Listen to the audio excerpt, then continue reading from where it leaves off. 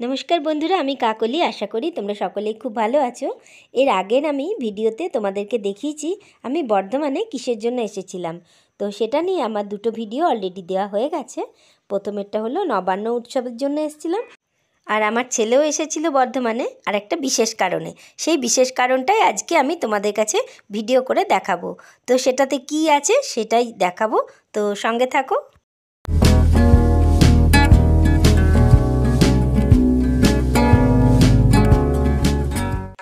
হ্যাঁ বন্ধুরা, আমি আর একটা যে কারণের জন্য বর্ধমানে এসেছিলাম সেটা হলো আর কিছুই না, আমার বাবার জন্মদিন পালন করতে। তো তারা তো আমাদের জন্য সারা জীবনই করেছে, তাই আমি যাতে তাদের জন্য কিছু করতে পারি সেই কারণেই বর্ধমানে আসা।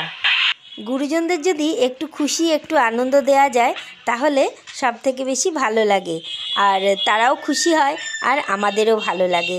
তো সেই কারণেই ঘরোয়াভাবে খুব ছোট্ট করে একটু অনুষ্ঠান মতন করেছিলাম। এটাকে অনুষ্ঠান বলো না, যাই হোক আমি একটু আয়োজন করেছিলাম, সেটাই আজকে তোমাদের সঙ্গে শেয়ার করব। পুরো ভিডিওটা দেখার অনুরোধ রইল। Happy birthday to you, happy birthday to বাবা, হ্যাপি বার্থডে টু ইউ।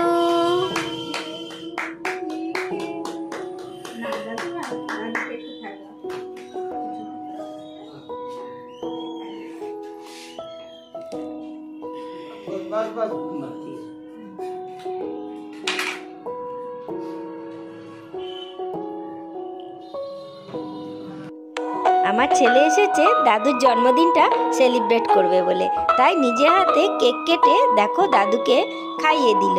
ঠিক এরকমভাবেই আনন্দ দেওয়ার আমরা চেষ্টা করি। এবার বলি, এটা আমার বাবার 85তম জন্মদিন, মানে 84 বছর পার করে 85তে পা দিল।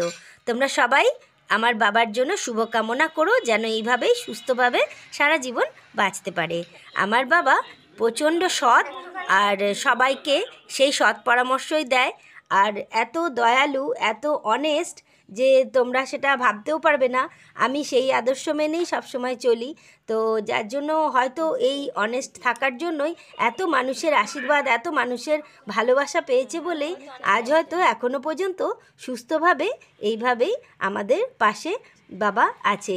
আর বাবা মায়ের আশীর্বাদের হাত তো মাথার উপর থাকলে আর কোনো কিছুই দরকার হয় না। সেই কারণেই বাবাকে একটু খুশি দেবার জন্য আমি বর্ধমানে এসেছি বাবার জন্মদিনটা পালন করতে। তোমরা দেখে নিশ্চয়ই বুঝতে পারছো কী জন্য আমি বর্ধমানে এসেছি। তো কেমন লাগছে তোমাদের এই ভিডিওটা অবশ্যই কমেন্ট করে জানিও। আর আমার ছেলেও এসেছে হোস্টেল থেকে দাদুর জন্মদিন সেলিব্রেট করবে বলে। আর একটা কথা তোমাদেরকে না বলে পারছি না, আমার বাবা কিন্তু এখনও পর্যন্ত গাড়ি চালিয়ে বাজার করা, ব্যাংক, পোস্ট অফিস সমস্ত বাইরের যাবতীয় কাজগুলো করে ফেলে। জানি না আমরা কতদিন এতটা সুস্থভাবে সব কিছু করতে পারবো।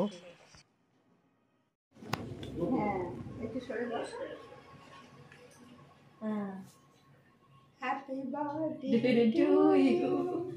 Happy birthday to you. বাচ্চাটা ভালো হয়েছে। এই দেখো কত কি আয়োজন, এই যে সীতাভোগ, ঠিক আছে। নে আমার আর বাবার একটু ছবি তুলতো।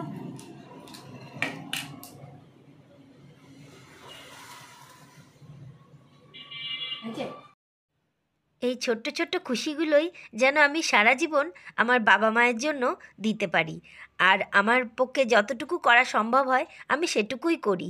খুব বেশি হয়তো কিছু করে উঠতে পারি না, কিন্তু যেটুকু পারি সেটুকুই করি। তো যাই হোক, আমি ভেবেছিলাম একদিন ইউটিউব থেকে বুঝি অনেক টাকা রোজগার করতে পারবো, কিছুই পারি না।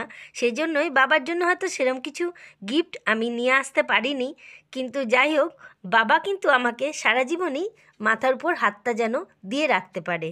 জানি না এই ইউটিউব থেকে কোনো দিনও আমার জীবনে কোনো সফলতা আসবে কি না, তবে চেষ্টা করব যতদিন পারবো একটু একটু করে তোমাদের কাছে সুন্দর সুন্দর ভিডিও নিয়ে আসার।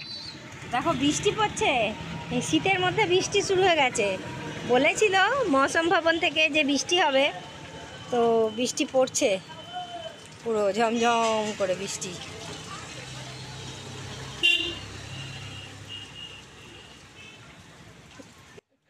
যাই হোক, এই বৃষ্টিটা শুরু হবার একটু আগেই কিন্তু আমার ছেলে আজ হোস্টেলে ফিরে গেল, এই বর্ধমান থেকেই হোস্টেলে চলে গেল। তো যাই হোক, ও বর্ধমান স্টেশনে পৌঁছে যাবার পরই কিন্তু এই বৃষ্টিটা শুরু হয়েছে। যেহেতু আমি বর্ধমানে অনেক দিন ছিলাম, তো আমার ছেলে চলে যাবার পরের দিন দেখো আমরা রানীগঞ্জ মার্কেটে একদিন গেছিলাম, গিয়ে কি কেনাকাটি করেছি। তো এইটা কেমন হয়েছে বলো কিন্তু। ঠিক আছে, ঠিক আছে। এটা হ্যাঁ, এটা উপরেরটা, এটা রেডিমেড, আর এটা প্যান্ট রেডিমেড, আর এটা ওড়না, এটার সঙ্গে হ্যাঁ সেটিংস। যেহেতু তখন বিয়ের মরশুম ছিল, পৌষ মাস পড়েনি, তো সেই বিয়ের মরশুমে বরযাত্রী বর যাচ্ছিল, তো ভাবলাম বাইরে এসে ব্যালকনি থেকে একটু দেখি।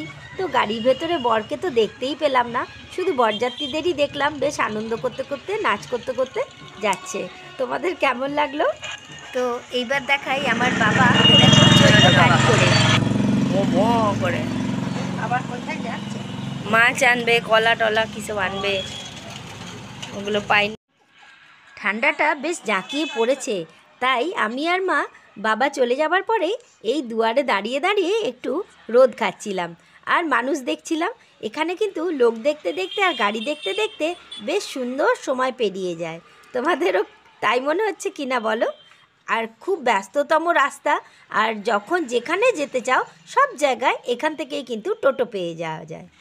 তো আজকে সকাল সকাল টিফিনে কি বানিয়েছিলাম দেখো, একটা ওটসের প্যাকেট থেকে ওটস নিয়েছি, আর এই দেখো একটা নতুন রেসিপি করে খাওয়ালাম, আর খাবারটা এত বাবার পছন্দ হয়েছে যে কি বলবো। তো আমি কি বানিয়েছি সেটাই তোমাদেরকে বলি। দেখো আজকে কি বানিয়েছি, আজকে বানিয়েছি ওটসের উপমা। দেখেছো কত সুন্দর হয়েছে, কারি পাতা দিয়ে নানান ভেজিটেবলস দিয়ে বানিয়েছি ওটসের উপমা। কেমন হয়েছে বলবে সবাই।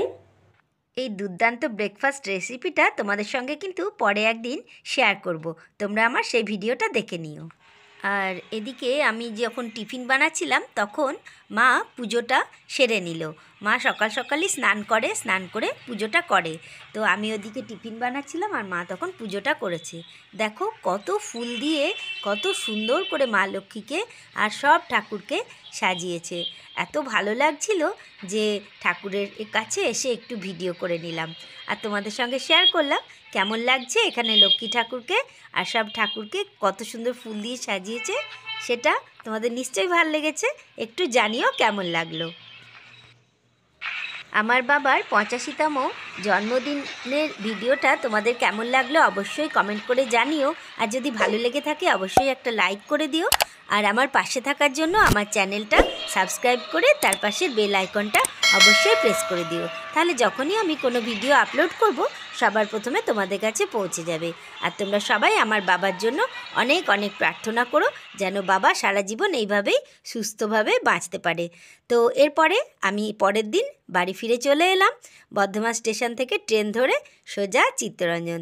আজ তবে আসি, আবার দেখা হবে নতুন কোনো ভিডিওতে নতুন চমক নিয়ে।